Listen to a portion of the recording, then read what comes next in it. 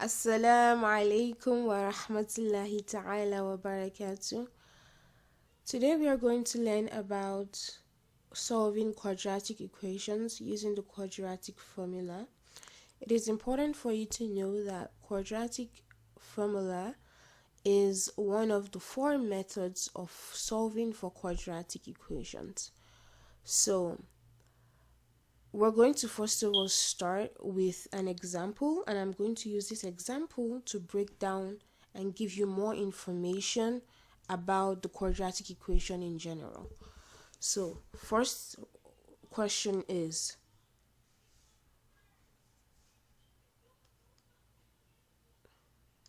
x squared minus 2x minus 3.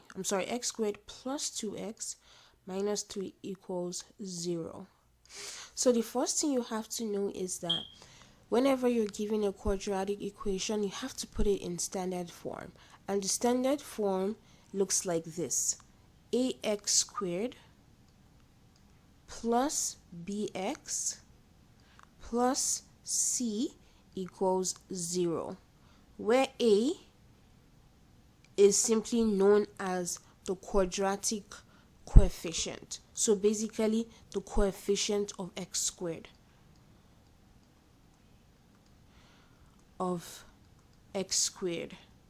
meaning the constant value in front of x squared. So for each of those quadratic quadratic equation given, there is a coefficient for x squared, and in this case we know that the coefficient of x squared is 1, so a here equals 1. The next thing we have is bx, which is the linear coefficient to the quadratic equation. You can also call it the coefficient of x. And then the third one you have is c. C is just simply a constant, which is basically a constant. So in this case, for example, we have the b, which is the linear coefficient or the coefficient of x, to be positive 2, and c, the coefficient, and c, the constant in the equation, to be negative 3. So now here c is just simply the constant. Sorry, I need to get my pen to actually work.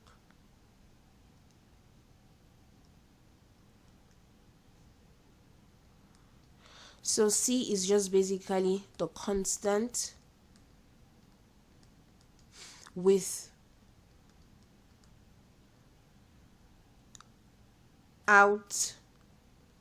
being coefficient of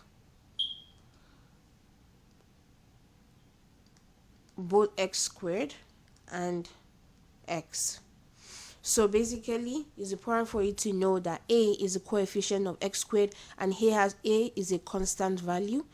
B, the coefficient of x, b has to be a constant value, and then c is not a coefficient of x squared or x, but a way to think about it is that c is also, or you can think of c as c equals coefficient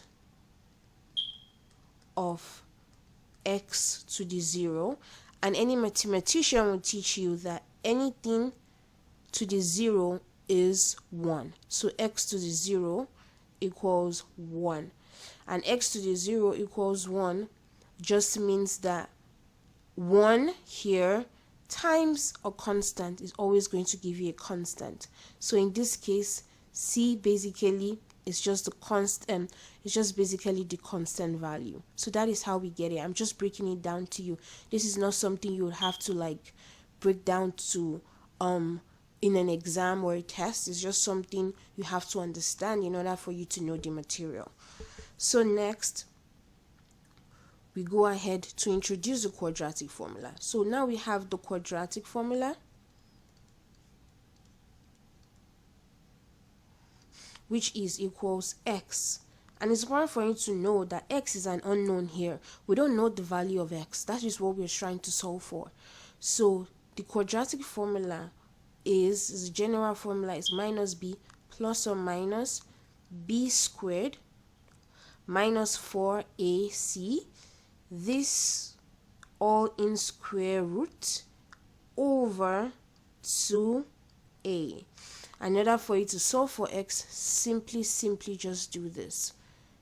Just plug in the values of a, put it here, values of b, put it here, value of c, put it here, and then whatever you get is your answer. So now we're going to go through the process. X equals minus 2, because b is equals to 2, so minus part of the formula 2 comes here, plus or minus 2 squared minus 4 times 1 times negative 3. All this over 2 times the coefficient of x squared, which is a equals to 1. So x equals negative 2 plus or minus 4 plus 12 over 2. So x has to equal minus 2 plus or minus square root of 16 over 2. So now what we have is x equals negative 2 plus or minus 4 over 2. So now we come here. X equals negative 2 plus or minus 4 over 2. And because we're dealing with quadratic equation, we expect that we're going to have two solutions for x. So basically we are supposed to have two values of x. And anytime you solve a quadratic equation using the quadratic formula, it's important for you to know this, that the values of whatever you solve for of the unknown variable is known as roots. So in this case, we have the roots to be x sub 1 and x sub 2. And the way you can differentiate between the two of them is this plus or minus sign. So for x sub 1, we use the positive sign. So it's going to be minus 2 plus 4 over 2. And x sub 1 here would be 4 minus 2. Everyone knows that that is 2. 2 over 2. X sub 1 equals 1. Now we go here. X sub 2.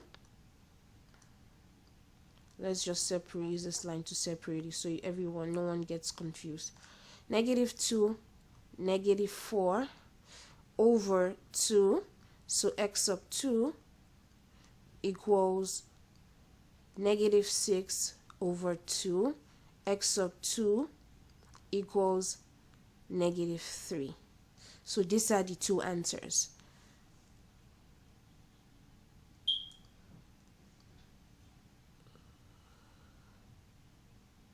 So basically, since these are the two answers, going forward, I'm just trying to put a proper color so you guys can be able to know these are the two answers, and x sub 1 and x sub 2 are the answers to this equation here.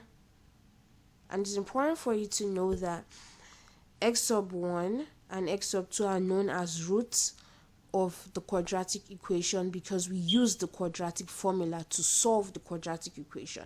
So one thing you also need to know is maybe when you're in an exam and you're second guessing yourself like most students do, what you can just do is this. You can do a check. So here is the check that you can do. It is not compulsory. It is just a way for you to be sure you actually know what you're doing and you're not actually scared that you got the wrong answer. So what you do is this x sub 1, right? X sub 1 equals 1. You put that value into here and see if you end up with 0, meaning the left side and the right side has to equal 0. Let me show you here. So for x sub 1 equals 1. we know we would write using the equation x squared plus 2x minus 3 equals 0. So what we have here will be 1 squared plus 2 times 1 negative 3 equals 0. What we want is for the left side and the right side to be equal. Then we know we actually got the correct answer. So 1 plus 2 minus 3 equals 0. 0 minus 0 equals 0. So basically we have the 1 for x sub 1 checked right. So alhamdulillah. Then number 2 we have x sub 2, which is equals to negative 3, and x squared plus 2x minus 3 equals to 0. We want this side to be 0 as well. So basically negative 3 squared plus 2 times negative 3 equals 0. So 9 minus 6 minus 3 equals 0. 0 equals 0 is another check sign, mashallah. So now we know that we actually solved to get the correct answer, because this value, when it's put back into this equation, alhamdulillah, we got the right answer, because 0 equals 0. And the same thing when we put this value back into here, we got 0 equals 0. May Allah subhanahu wa ta'ala make it easy for you. I hope this was a beneficial video. It's important for you that if you actually think this is a very good video and you actually learned something from it, you should watch more videos so you can get more practice. Assalamu alaikum.